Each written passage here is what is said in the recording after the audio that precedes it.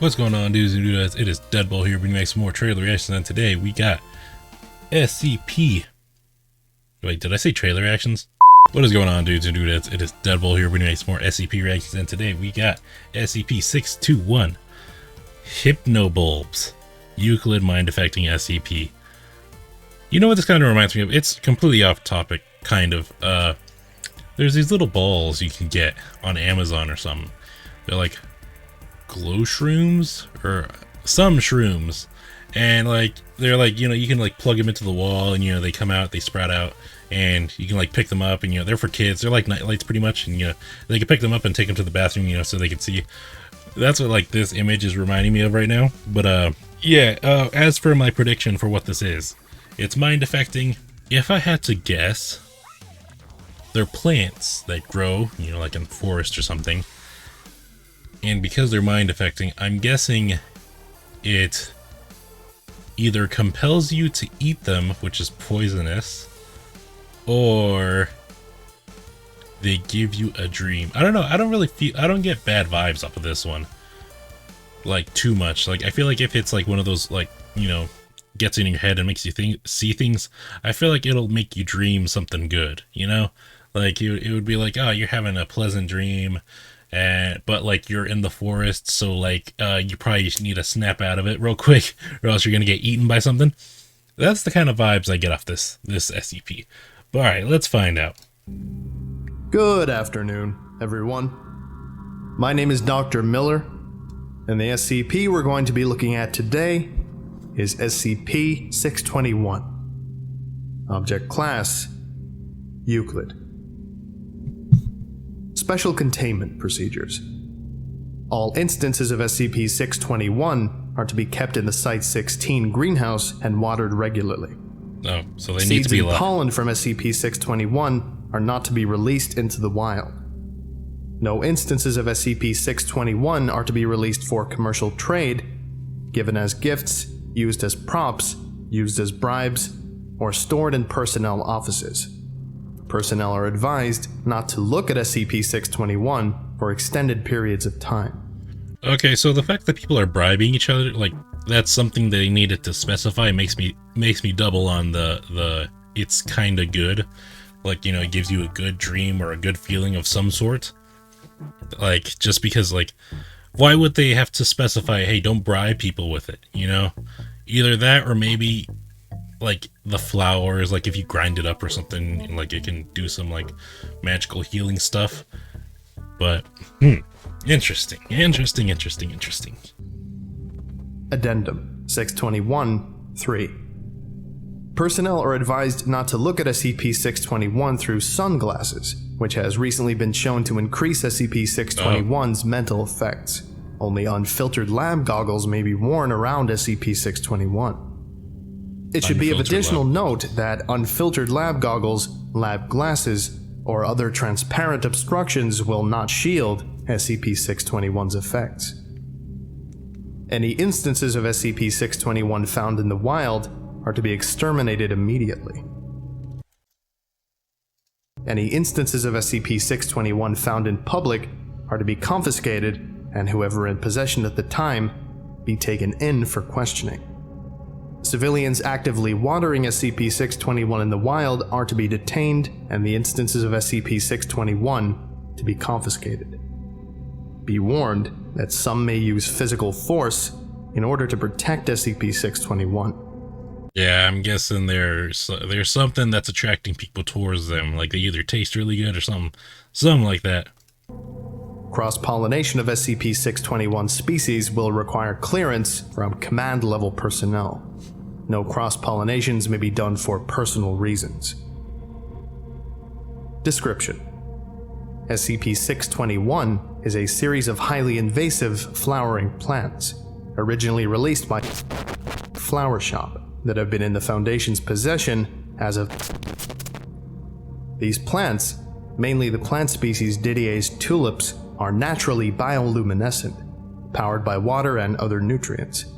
These plants glow a variety of colors, though most instances glow purple, blue, or green. This bioluminescent effect can be best seen at night or in a dark area. The effect is only active while the plants are alive. Aren't there plants like that in real life? SCP-621, particularly its glow, seems to have a hypnotizing effect on humans, with numerous requests by personnel to store them in their personal offices, all of which have been denied. SCP-621 has varying effects on other animals. Wait, what? So, what is the hypnotizing effect on humans? Because it seems like it just makes them want them. I mean, like, they're just, hey, can I put this in my office? Like, this would look nice. I mean, if we're gonna make that an SCP, like, shouldn't, like, roses and stuff be an SCP as well? Because, like, you see roses and you're like, huh, you know, I'll put that on my desk. That would look nice. Or like a fern or something, you know? Like, that's just like that feels more like a decorative piece. And they're like, no, you can't have it, actually. We're gonna classify it as an SCP.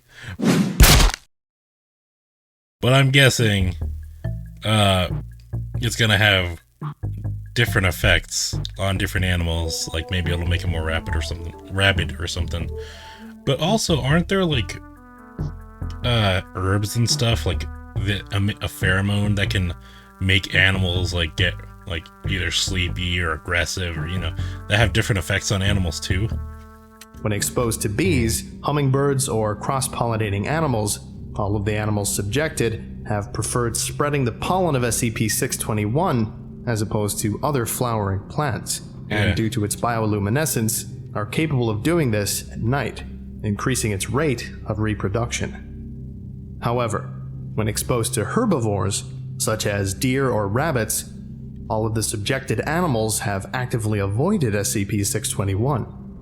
With a high fertility rate, a natural defense against predators, and a hypnotizing effect on humans, SCP-621 can be deemed a highly effective, invasive species. Addendum. What's the effect, 621-4. What's the hypnotizing Upon effect? further testing, SCP-621's pollen gives off a strong, thought to be pleasant, aroma. SCP-621 is completely hypoallergenic, and when personnel with allergies are exposed to up to 5 grams of SCP-621's pollen, personnel displayed no allergic reactions. When placed around other plants, SCP-621 aggressively absorbs nutrients that would normally be absorbed by the other plants, potentially to fuel its bioluminescence.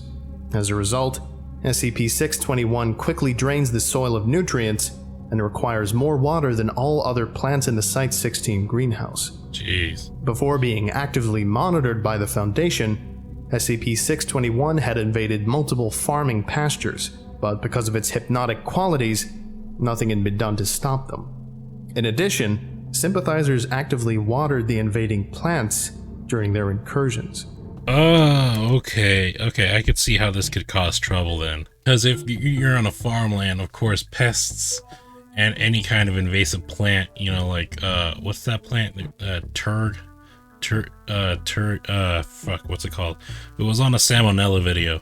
Next is this one. There's a few different ways you can pronounce it depending on your social standing, ranging from ergit to elgo. Being the disheveled pauper I am, I prefer ergit. Rolls off the tongue, you know. Ergit, there we go, ergit.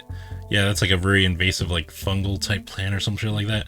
But yeah, of course, if, you know, it's gonna kill your crops, and like a plant like this that's sucking all the nutrients, it's gonna kill your crops. And that hypnotic effect means that you're not gonna try to stop it like you would any other pest or, invasive species of plant, you know, so. And if that were to get all over the US, then we'd have food shortages and stuff, and that can be dangerous.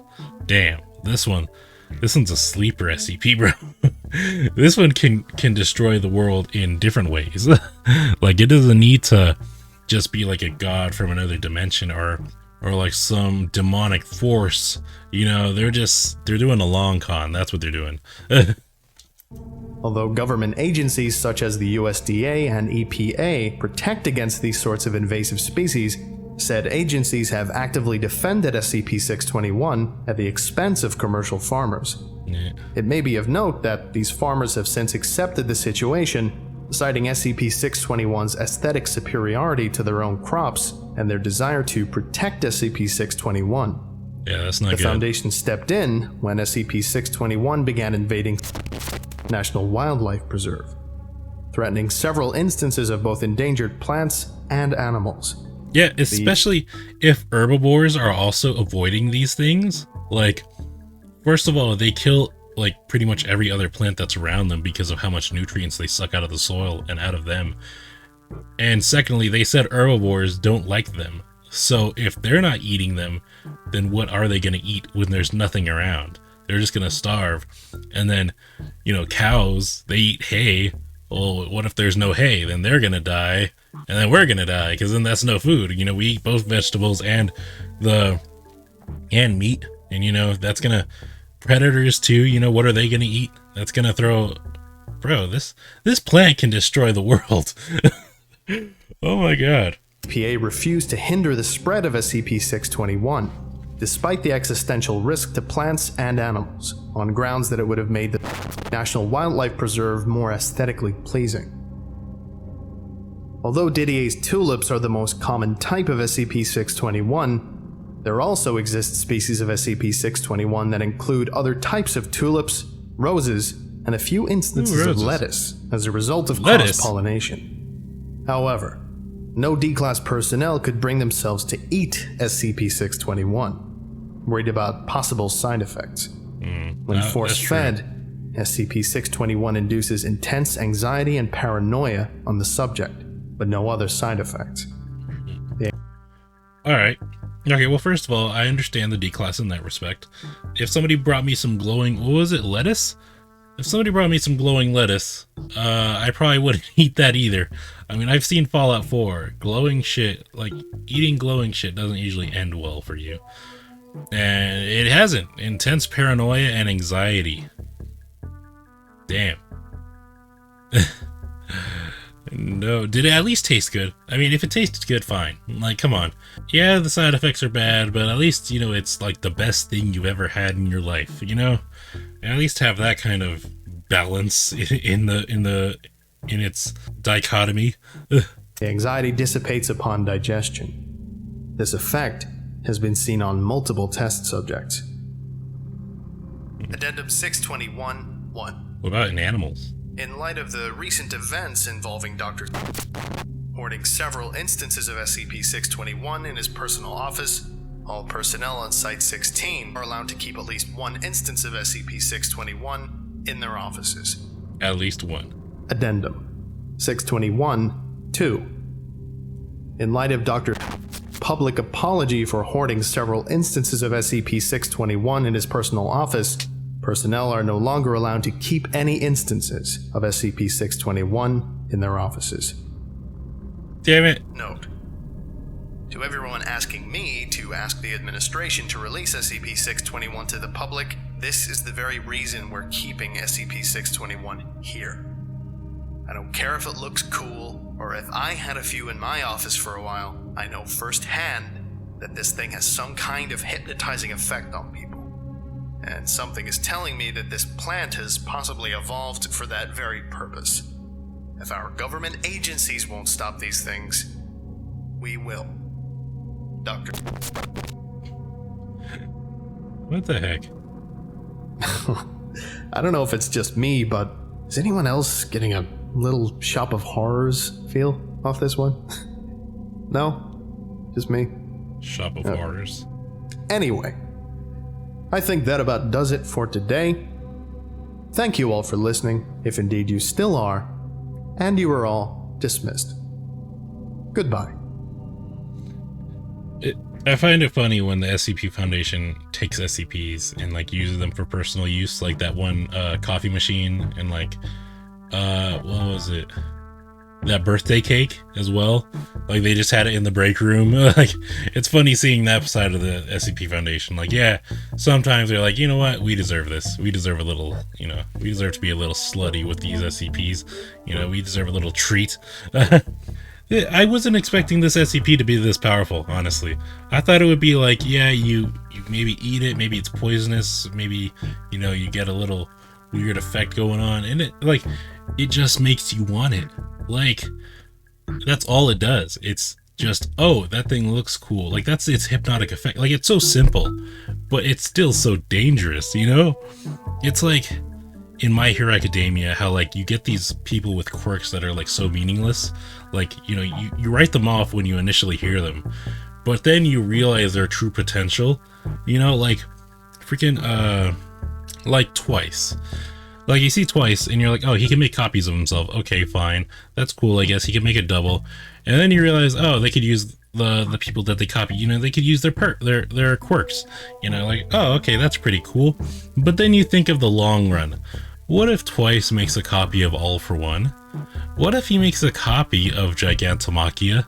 What if he makes a copy of freaking All Might? Like, bro, he would be able to take over the world. And same thing a little bit with Toga now that she can look like people and use their quirks. What if she turns into All for One? Or what's his name? The guy in Class 1B. He can touch you, take your quirk. He can take up to 5 now. I'm blanking on his name. I'll put him in post. But like, he can also copy the quirks and stuff, you know? Like, I mean, he tried with One for All, I think, and it didn't work. So maybe there's a little bit of a failsafe on there. But still, what if he copies Endeavor's quirk? Like, he's pretty powerful, you know, or Todoroki's. Well, I guess, nah, he'd still be able to do it. Like, it's wild. Like, it's crazy seeing those sleeper characters, and like in this case, it's a sleeper SCP. You know, you didn't think just this plant would be able to destroy the world, but look at it. Look at where it's at now. But alright, guys, thank you guys for watching. Be sure to like and subscribe to the Vulgans channel, like always. Always support the original creator. Hope you guys enjoyed. Be sure to leave a like, comment, subscribe. Any feedback would be greatly appreciated. And I will see you guys in the next video. Bye-bye.